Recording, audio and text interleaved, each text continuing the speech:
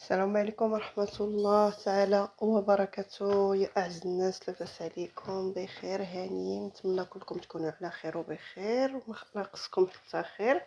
اليوم غادي نشارك معكم اخوتي واحد الحليوه اللي كيديروها جدودنا ومواتنا. الصراحه كانت كتجي زوينه وغزاله، نتمنى من الله تعجبكم. جربوها في البيوت ديالكم، ولا عجبكم الفيديو ما تنساوش لختكم اللايك واشتراك اللي ما اشتركش، ولا مشترك مرحبا به. هنا البنات عندي زلافه ديال الزيت، وعندي زلافه ديال السكر سنيده. عندي هنا كاس الليمون اللي عصرته طبيعي. عندي قشور ديال الليمونه اللي حكيت غير الفوقاني، غير الصفر بلا ما تدخلوا القشره. عندي هنا الزبده، كاس الزبده اللي انا ذوبته، وعندي كاس د الماء. غادي نخلط العناصر كامله مزيان حتى تتجانس مع بعضياتها. وخليكم معايا ما تمشيو فين. صراحه هاد الحليوه كتجي زوينه وسهله وبسيطه.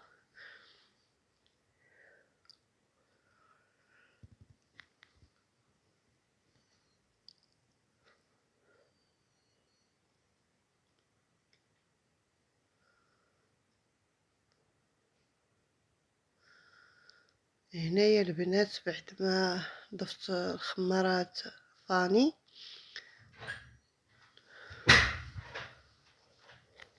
صافاني كتعطي واحد اللذه واحد الجمال. انا كنضيف الدقيق البنات.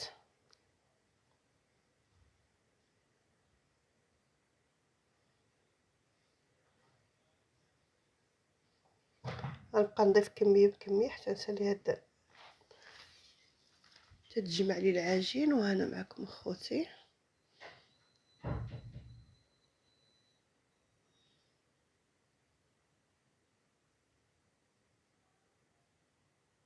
بعد ما جمعت العجين ديالي هانتوما صبحت على هاد الشكل، يعني كتجي رطبه ما تجيش قاصحه، وما تخليوهاش عاوتاني كتلتصق في اليد باش تعطينا الحلوه نتيجه زوينه وما تلصقناش ملي نكونوا كنطلقوها. هنا البنات غنطلق العجين ديالي كوارت، غنغطيه بواحد بلاستيكه وغادي نبدا نطلق. اي واحد راه كيعرف يطلق. ديروا جوج بحال دابا الا بغيتو ديروا جوج ميكات طلقوا عليهم، ولا جوج ديال الحلوى. وغادي نطلق هاد الدلك الصراحه ساعدني بزاف حتى هو زوين. ايوا انا كنطلق وانا كنقادد بيدي.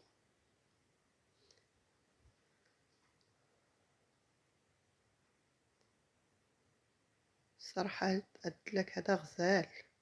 وهنا بعد ما طلقتها كيجي الدلك اللي انا شريته باش ندير به هاد الرشمه د الحلوى، يعني بدون ماكينه بدون اي حاجه. هاد الدلك كيسهل الاموريه. كنديه وكنجيبو، ما كنحيدوش من فوق العجين، كنديه ونجيبو صافي. ايوا وهنايا بعد ما طلقت العجين عندي الجراره قادت بها الجناب.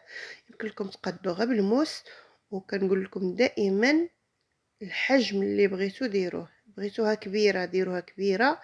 كان عندكم شي كوموند ولا هادي ودفعوها لكم باش تخدموها، عبروا البنات باش تجي الحلوه مقاده.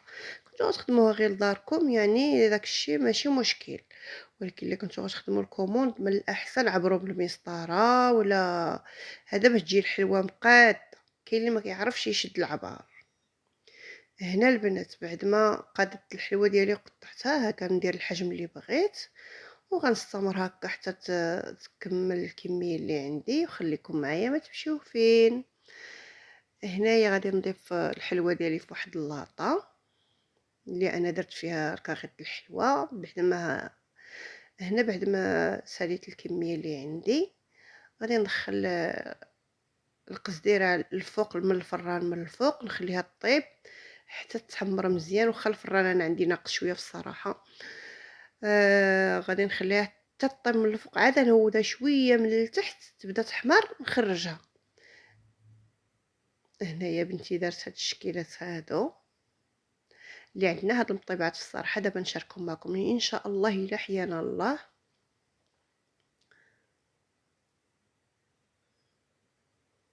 هنايا خوتي بعد ما غادي نسالي هاد العجين وغنطيبها، ندوز معكم الشكل النهائي. كنتمنى تخليو لي شي كومونتير زوين في حق هاد الحليوه، الصراحه كتجي زوينه هانتوما البنات. كما قلت لكم الفران عندي انا الصراحه شويه ماشي تلهيه. كنتمنى من الله يعجبكم هاد الفيديو اللي درت معاكم. خليكم مع الشكل النهائي. الصراحه هاد الحلوه جات زوينه وهشيشه وبنينه، كنتجي للفطور ولا للكوطي هكا، ولا الوليدات يديوها معاهم للمدرسه. وحتى هاد التشكيل هذا جا غزال في الصراحه. هنا هذا هو اخوتي، هو الشكل النهائي. صراحة جا زوين وغزال، وكنتمنى والله يعجبكم. ولا عجبكم بطبيعة الحال خليو ليا لايك وكومونتير والبارطاج للعائلة ديالكم. وخليتكم اخوتي على خير. ما تنساوش اختكم من الدعوات، دعوات الغائب مستجابة. وانا بدوري كندعي معاكم. الله يشافي لكم وليداتكم ويبعد كاع الحاجات اللي فيها السوء عليكم يا رب. خليتكم على خير البنات. هانتوما كما كتشوفوا انا جربت معكم واحد الوحده كتجي هشيشه في الصراحه كترمل. وخليتكم على خير. الى اللقاء، الى الفيديو القادم بحول الله. ما تنساوش اختكم من الدعوات. الى اللقاء.